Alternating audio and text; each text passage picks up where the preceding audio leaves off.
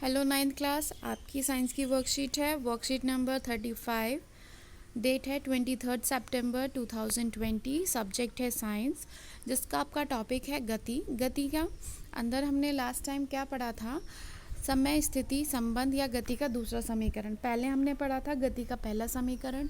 आज हम पढ़ेंगे गति का दूसरा समीकरण, यानी कि सेकेंड इक्वेशन ऑफ मोशन। ठीक है, और ये जो इक्वेशन है ये किसके बीच का संबंध दर्शाती है?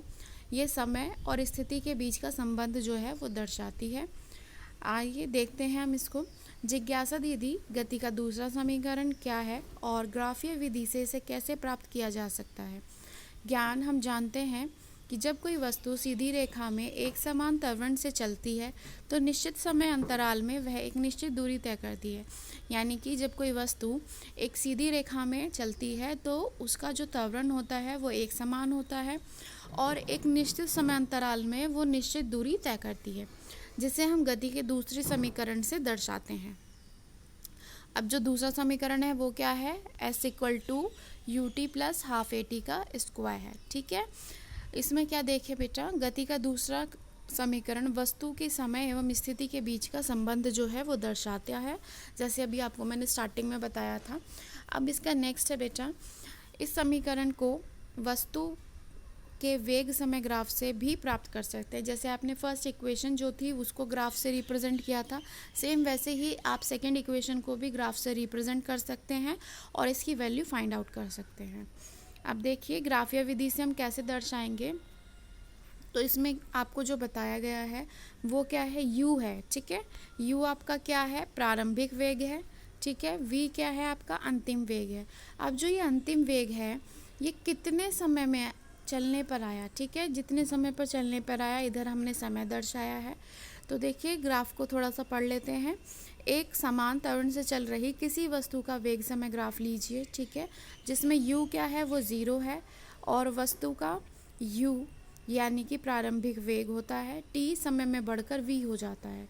कोई वस्तु है वो u उसका प्रारंभिक वेग होता है और t समय में बढ़कर v हो जाता है, तथा वस्तु का वेग एक समान दर यानी कि एक समान दर से a से परिवर्तित होता रहता है। ठीक है, अब जो x एक्सिस पर है, x एक्सिस पर आपने क्या किया? BC एक लंब बनाया। ठीक है, और हम जानते हैं किसी वस्तु द्वारा तय की गई दूरी वेग समय ग्राफ के निश्चित समय t में AB के नीचे घिरे। तो अगर आपको तय की गई दूरी निकालनी है बेटा, उसमें आपको क्या करना होगा? तो जितना भी क्षेत्रफल होगा OABC का, उतना ही आपकी जो है तय की गई दूरी होगी। लेकिन आपको कैसे फाइंड आउट करोगे? जैसे आपने पिछली वाली इक्वेशन में भी किया था। इसमें क्या है? दो आकृतियाँ बन रही हैं। एक बन रही है त्रिभुज। ठीक है, एक त्रिभुज बनती है, यहाँ से यहाँ तक ये त्रिभुज है बेटा, और एक आयत बनता है। ठीक है, एक रेक्टेंगल बनता है। अब इसका अगर हमें तय की गई दूरी निकालनी है तो इन दोनों का हमें क्षेत्रफल पता होना चाहिए और इन दोनों का क्षेत्रफल निकाल कर हम जोड़ देंगे तो ये हमारा टोटल जो होगा वो वाला क्षेत्रफल आ जाएगा। ठीक है बेटा, अब देखिए आयत OADC क्षेत्रफल है। ठीक है, और त्रिभुज है ABD। तो इसमें आप देखिए S जो है AO, ये आपकी जो डायग्राम शो कर रखा है बेटा इधर, OA जो है OA × OC, यानी कि आपको इसमें त्रिभुज और आयत का क्षेत्रफल का फॉर्मूला लगाना है, जिसका फॉर्मूला होता है हाफ बेस इनटू हाइट होती है, यानी कि जो उसका बेस होता है उसकी गुणा किससे की जाती है? उसकी हाइट से। ये होता है आपका त्रिभुज का। इस तरीके से जब आप एरिया फाइंड कर लेंगे तो आप इस इक्वेशन को कैलकुलेट करेंगे तो इक्वेशन का जो वेरिएबल निकल के आएगा वो आएगा ut + ½ at का स्क्वायर। और इसमें जितने भी वेरिएबल हैं हम किन किन से दर्शाते हैं? u क्या होता है बेटा? प्रारंभिक वेग। a क्या है? एक समान त्वरण। s क्या है? तय की गई दूरी। t क्या है? समय को दर्शाता है। अब जैसे आपने ये न्यूमेरिकल पिछले वाले उसमें किया था, 12 तक सबको समझ में आ गया था, लेकिन अब हमें इसमें फाइंड करनी है उसने दूरी कितनी निकाली है। तो दूरी निकालने का फॉर्मूला हम रखेंगे। अब इसको करने से पहले हमें पहले वाले की ज़रूरत क्यों पड़ी, क्योंकि इसमें हमें क्या था, जो प्रारंभिक वेग था वो नहीं गिवन था, ठीक है, अंतिम वेग का पता था। इसलिए हमने पहला समीकरण लगाया, फिर पहली समीकरण से हम इसके अंदर दूसरा समीकरण लगाएंगे जिसके द्वारा हम तय की गई दूरी निकालेंगे। अब इसके क्वेश्चन आंसर देख लेते हैं। गति का पहला और दूसरा समीकरण लिखिए। आप गति का पहला समीकरण लिखेंगे v equal to u t plus a t. दूसरा समीकरण लिखेंगे आप s equal to u t plus half a t का स्क्वायर। अब नेक्स्ट बेटा इसमें बोला गया है गति के दूसरे समीकरण को वेग समय ग्राफ द्वारा व्यापन कीजिए।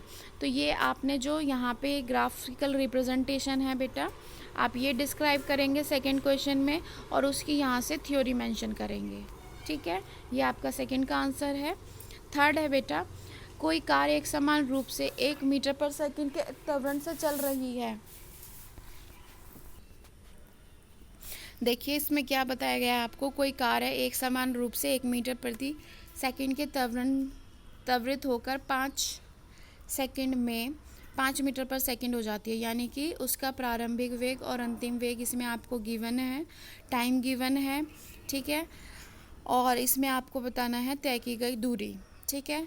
और ये जितना भी आपका न्यूमेरिकल बेस चैप्टर है, ये मैं आपका ना एक रेगुलर क्लास लूँगी बेटा, उसमें मैं आपको ये पूरा चैप्टर पढ़ाऊँगी।